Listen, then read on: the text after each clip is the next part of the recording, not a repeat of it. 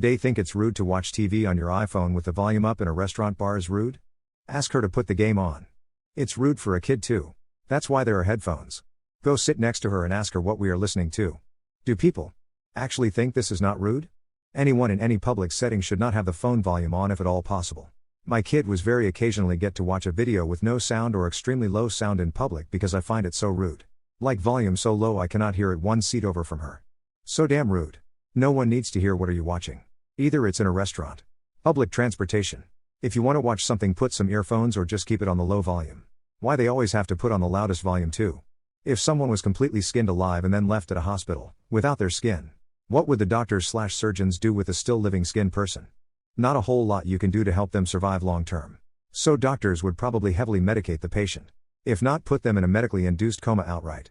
If they didn't put them in a coma, it would be that person's time to get last minute affairs in order if they had the ability to focus on anything. Most anyone who ends up with the equivalent of 100% third degrees burn would be treated the same way. They're dead but they just don't know it yet. The person would most likely die. But assuming they didn't, probably would be treated like burn victims plus being put in a sterilized room because a person with no skin is way too vulnerable to infections. This basically happened to the one guy from Japan with the horrible radiation poisoning. All his skin fell off, he didn't have eyelids or anything. Biggest issue is infection. Fluid loss, shock, blood loss, etc. At one point they were giving him constant blood transfusions and he just couldn't keep the fluids in. Also your heart and kidneys usually start to fail with that amount of blood and fluid loss. Even if you are alive for a couple days, your body cannot handle it for long.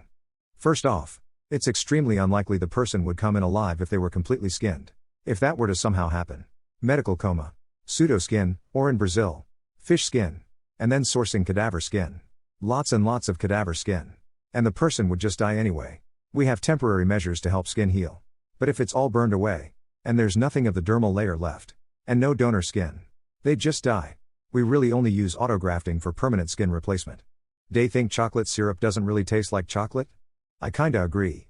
It tastes like watery chocolate syrup. Only when eating it off one of my ex's assholes. Maybe it's the chocolate. That just tastes a little bit like chocolate syrup. Nava tried it. Excuse this useless comment. I know what you mean. Sometimes it's good stirred up in milk, but from my experience I have to add a lot of it to get that chocolate milk taste. Because inside there is no cocoa, only surrogate chocolate. On YouTube there are tutorials on how to make your own chocolate syrup at home. It's really a straightforward and fast process. Bomb simple chocolate syrup recipe that tastes way better than Hershey's. Ingredients: 1 bag dark chocolate chips, 1 cup sugar, 1 cup water. In 1 pot, preferably a double boiler, melt chocolate chips. Combine sugar and water in second pot and bring to a boil. Once boiling and all sugar has dissolved, take off heat and slowly stir into melted chocolate. You have to buy the right product. Hershey's chocolate syrup is high fructose garbage. But their Simply 5 brand will take you back to your grandmother's kitchen in the 60s. Most chocolate Americans eat like Hershey's and M chocolates are made from chocolate liquor. Kraft chocolates are made from raw cacao beans.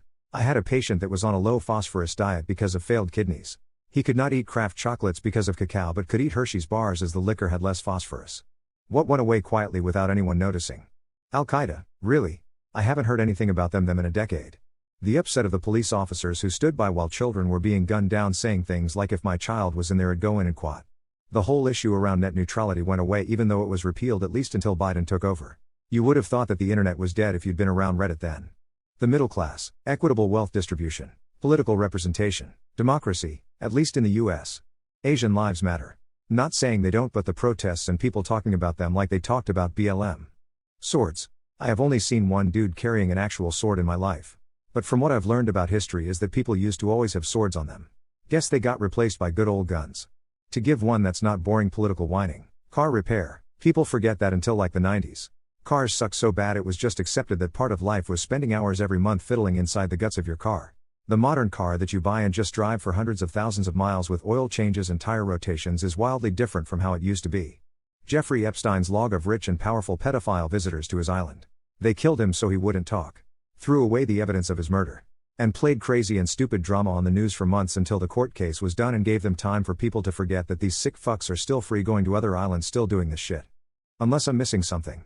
Isn't COVID still happening? I feel like we never got a definitive this is over now and just moved on with our lives. I get it. We can't just lock down forever. I just thought it was weird that we're basically saying fuck it. Whatever happens, happens now. And quat. Is it okay to be rude to pushy salespeople? As someone who's spent time in sales, I want to make it clear that interacting with a salesperson is an opportunity to demonstrate who you are as a person and how you wish to be treated by others just as much as any other social interaction.